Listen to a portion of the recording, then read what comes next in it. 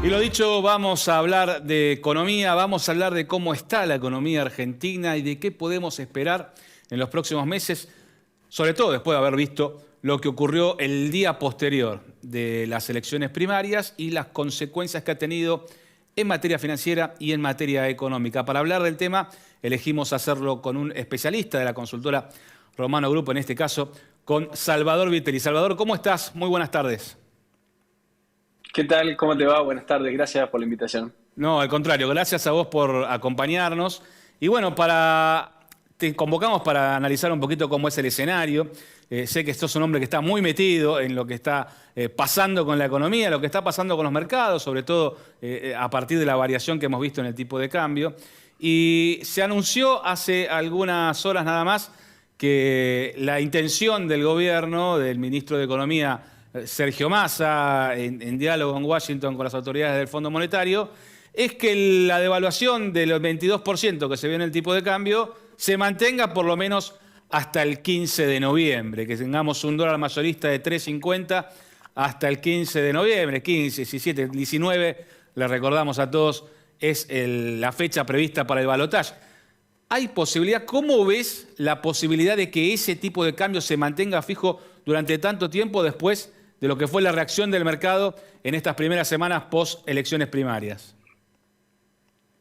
La verdad que va a ser bastante difícil que lo puedan mantener fijo y es justamente un poco lo que el mercado aún no le termina de creer. Si bien hoy los futuros estaban con algunos descensos, el mercado no termina aún de creerle de que realmente van a poder mantenerlo el tipo de cambio fijo hasta octubre.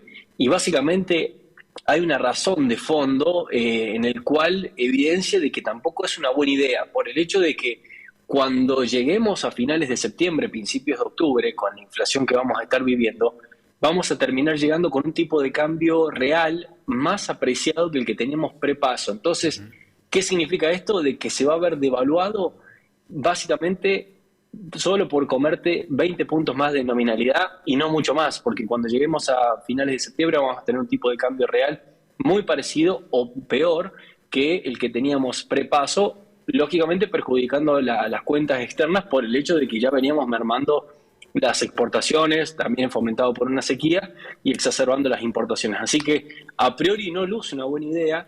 Por ahora el mercado no le cree demasiado y sinceramente de concretarse será también grave los perjuicios que tengamos llegado a su momento. De hecho, hasta inclusive antes de tomarse esta medida de la devaluación del 22%, la evolución que mostraba la inflación iba por encima, ¿no?, del tipo de cambio. Lo reflejaste bien en tu cuenta de Twitter con una plaquita que le voy a pedir al señor director que muestre en este momento para todos, que tiene que ver con la evolución de la inflación a lo largo de toda esta gestión del gobierno de Alberto Fernández y cómo ahí vemos no solamente el número de nivel general por encima de la devaluación del dólar, sino sobre todo aquel que impacta más fuertemente en las clases bajas, ¿no?, que tiene que ver con la evolución del precio de los alimentos y de la indumentaria. Bueno, el dólar venía atrás de todo eso, ¿no? Claro, exactamente. Ahora con el aumento que se dio pospaso, el 22%, el acumulado que lleva el tipo de cambio oficial en lo que va de la gestión de Fernández es de 484% de aumento, contra una inflación que fue hasta julio de 565%. Entonces, no solamente que el nivel general está bastante por encima del tipo de cambio oficial, sino también, y lo que preocupa, es la distorsión de precios relativos que estamos teniendo, por el hecho de que allí en la placa se ve también las distintas categorías cómo han evolucionado de maneras muy dispares, e incluso si uno ve tema tarifas, tema viviendas y demás, viene muy rezagado contra inflación, que eso en algún plan de estabilización, si quiere que sea exitoso, esto deberá acomodarse rotundamente por el hecho de que no, los precios de la economía están completamente rotos, no tenemos referencias entre sí, y esto es un principal escollo frente a un plan de estabilización, un plan económico que se quiere implementar, o por lo menos para garantizar su éxito. Si pensamos en alguna posible dolarización o demás, es muy importante de que se corrijan primero precios relativos, si no podemos llegar a tener no solamente una mala asignación de recursos, porque en definitiva va a haber precios de la economía que van a quedar mucho más baratos que otros, sino también vamos a tener una fuerte inflación en dólares, en este caso, producto de haber escondido o reprimido demasiada inflación en otras categorías. Ahora, ¿crees que esto puede llegar a tener un estallido posterior a esta fecha de vencimiento que se le ha puesto para el dólar de 3.50? Digo, volver a reprimir precios de la economía como se está tratando de realizar en este momento, ajustando muy fuerte la política sobre precios justos, sobre medicamentos, sobre combustibles. Llegar hasta las elecciones puede ser que el día después genere un efecto contrario a lo que se estaba buscando, que era no afectar tanto los bolsillos. Bueno, esa es una de las principales incógnitas, porque en definitiva, ¿qué pasa el 1 de noviembre? Llamémosle, que fue cuando hasta el ministro dijo que iban a tener el tipo de cambio fijo, y qué va a pasar con el resto de precios de la economía. Sí. Si uno piensa, hace años que venimos con controles de precios y la inflación no ha mermado, entonces en definitiva combatir la consecuencia en vez de atacar la causa, por ahora no nos da demasiados resultados, o por lo menos eso nos dice la base empírica. De todas maneras, lo que se espera para estos meses es de una fuerte inflación, ya en torno a los 2 dígitos, agosto-septiembre, con un promedio de 12,5%, 13% para estos meses, lo cual, bueno, pone en jaque también lo que se va a ver deteriorado en la imagen del gobierno. También pensemos en un ministro que a la vez es candidato. Entonces, buscar esta devaluación solo por los desembolsos, que en definitiva también fue una devaluación sin plan, sin anuncios. Recordemos que solamente se conoció anuncios del ministro el miércoles a la noche, recién, cuando la devaluación había sido el lunes. Entonces, el pasaje a precio fue casi perfecto, casi de inmediato, y esto pone en jaque cualquier programa económico que quiera implementarse, o por lo menos ya la economía no da demasiada tregua en estos sentidos, y todo el mundo está esperando a ver qué pasa luego del 10 de diciembre. Ahora, el ministro en Washington, buscando finalmente que se destraben esos desembolsos en las siguientes horas, ¿podría llegar a modificar el escenario del mercado financiero? Te lo pregunto en función de lo que vimos antes de las elecciones primarias, con, bueno, sobre todo un mercado accionario, un mercado de títulos públicos muy en alza, y lo que vimos después, ¿no? Con la retracción inmediata y la suba del tipo de cambio. ¿Crees que puede generar de nuevo esa tranquilidad para los próximos meses? El mercado siga tratando de explorar el trade-off, el trade electoral que se venía realizando antes de las primarias, o imaginás un escenario distinto?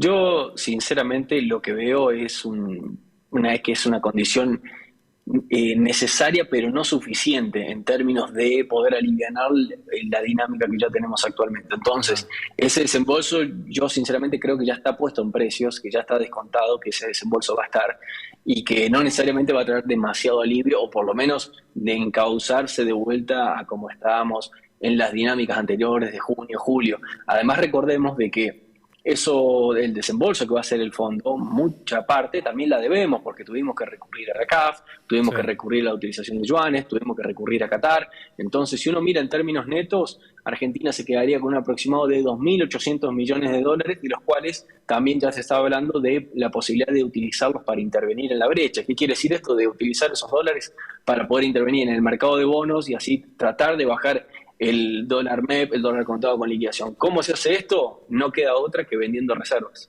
¿Y cuánto afecta a esa brecha, a esta suba que estamos viendo en el tipo de cambio paralelo, los planes planteados por Javier Milei respecto de la dolarización que llevaría adelante en una gestión suya, teniendo en cuenta que ganó la primera elección, la de las primarias, y que aparece como uno de los principales candidatos a competir con serias chances de llegar a la Casa Rosada ahora en octubre y en noviembre también?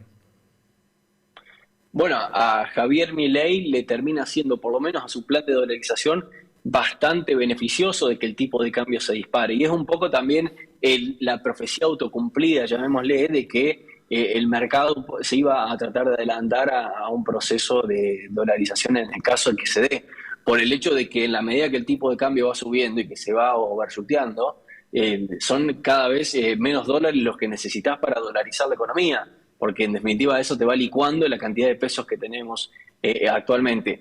Hay distintos mecanismos de los cuales se están hablando incluso dentro del mismo equipo económico de Milei de cómo lo intentarían hacer. De todas maneras, esto es un escenario en el cual lo beneficia, esto entre comillas, ¿no?, por el hecho de que necesita menos dólares para dolarizar, y además, y no menos importante, de que la imagen de Milei es inversamente proporcional a la performance de la economía. En la medida que la economía se vaya deteriorando, la imagen de Milei va subiendo y bueno, lógicamente también esto es una buena señal para lo que es el equipo de La Libertad Avanza y en detrimento de, llamémosle, de Juntos por el Cambio y también Unión por la Patria, que en definitiva la verdad que es un escollo bastante interesante el que tiene Massa como ministro y también Massa como candidato, donde son contraposiciones muy fuertes e incluso la imagen del ministro deteriora la del candidato. Ahora, ¿y lo ves factible? ¿Lo ves posible un plan dolarizador en la Argentina? La verdad que como factible termina siendo posible, pero hay que terminar de analizar todas las consecuencias y hacia dónde vamos, tanto en el corto, mediano y largo plazo. Porque hay muchas cosas que por allí no se terminan diciendo, o bien poner todas las cartas arriba de la mesa para ver qué es lo que realmente quiere la sociedad argentina. Por allí, el intentar dar esa imagen de dolarización, de que si bien es cierto, se baja la inflación de manera muy fuerte, por el hecho de que uno se acopla a la inflación internacional, uno termina despojándose de hacer política monetaria, política cambiaria, lo cual no nos ha dado buenos resultados, eso hay que decirlo. Nosotros, Argentina, tener política monetaria nos ha dado fuertes dolores de cabeza. Entonces eso es una ventaja que tiene, o por lo menos en la parte discursiva, el equipo de Javier Milei. Si es beneficioso o no, lo va a decidir la población de acuerdo a lo que crea conveniente. A mí me quedan mis dudas con respecto a las consecuencias al mediano y largo plazo que puede tener, sobre todo una sociedad como Argentina, donde también se deben dar otro conjunto de reformas para que esto sea viable, tanto reforma impositiva, laboral, de apertura de los mercados hacia el mundo, por el hecho de que las fuertes rigideces que la organización hace en la economía se deben compensar con otras flexibilizaciones. Ahora, hablaste de la apertura de los mercados hacia el mundo y no tengo más que consultarte respecto de lo que fue también una posición declarada de Javier Milei en las múltiples entrevistas que dio en los últimos días sobre, bueno, su rechazo a tener relaciones comerciales con China y también su rechazo hacia el principal socio del Mercosur, que es Brasil, ¿no? En estos momentos hay reuniones en el grupo de los BRICS pensando en la ampliación geopolítica que podría llevar incluir otros países y en este caso, si pensamos que Javier Milei puede llegar a ser presidente, esa escena quedaría por lo menos a un costado a partir de su discurso, ¿no? Ni China ni Brasil. ¿Cómo afectaría todo eso a la posibilidad de llevar adelante un plan como el que está proponiendo en materia de política monetaria, ¿no? Sí, sin dudas. A ver, en la posición delicada en la cual está Argentina, me parece que es fundamental y prioritario exportar la mayor cantidad de bienes y servicios que podamos. Eso para mí es clave y debería estar dentro de los ejes principales. Luego, en la medida de que vayamos saliendo de la crisis que tengamos, luego, si quieren, se puede llegar a debatir de cuestiones más bien cualitativas, de ideología, si está bien o no de que vayamos a determinados países a exportar. Me parece que es clave de que en la medida de que esto se dé una vuelta de página el 10 de diciembre, que intentemos fuertemente incentivar las exportaciones, que es en la medida de que el país crece, en la que ingresan dólares que tanto Argentina necesita. Luego, en la medida de que esto se estabilice, de que ya se intente, o por lo menos ojalá si sea, hacer un país próspero, luego se verá cuestiones cualitativas y allí nos podemos sentar a discutir de que si es conveniente o no en la agenda global y de la geopolítica incluir o no esos países. Me parece que lo primero es exportar a todo lo que dé lugar. ¿Qué es más posible de poner en práctica más rápido? ¿La posibilidad de avanzar en esta dolarización o en el bimonetarismo que declara Juntos por el Cambio con Carlos Melconian a la cabeza como potencial candidato a ministro de Economía de Patricia Bullrich? Bueno, son dos planes que tampoco son demasiado disímiles entre sí, nada más que marcan algunas diferencias cualitativas, pero no en el trasfondo de lo que se va a lograr. Por el hecho de que con el bimonetarismo, por lo menos como lo tienen planteado, que sería dar curso legal al dólar, probablemente en los primeros meses tendrías una hiperinflación o una muy fuerte inflación en pesos, producto que nadie quisiera los pesos, ¿no? Claro. Permitir transaccionar con dólares y pesos, ¿qué va a pasar? Toda la economía argentina va a preferir dólares, quedárselos, mientras que van a quedar para las transacciones menores pesos, e incluso probablemente tengamos sobreprecios que va a devenir en una hiperinflación por el hecho de que nadie va a querer nuestra moneda.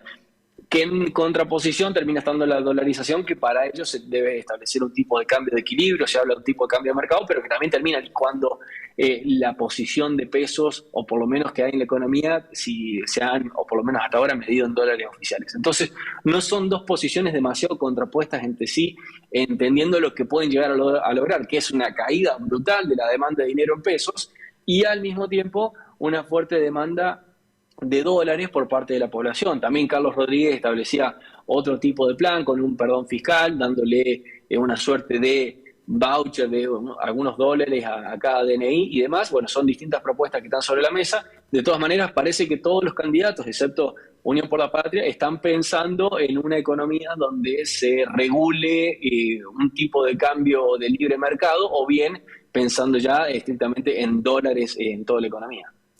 Probablemente con un tipo de cambio ya pensando en 4 dígitos para el año próximo.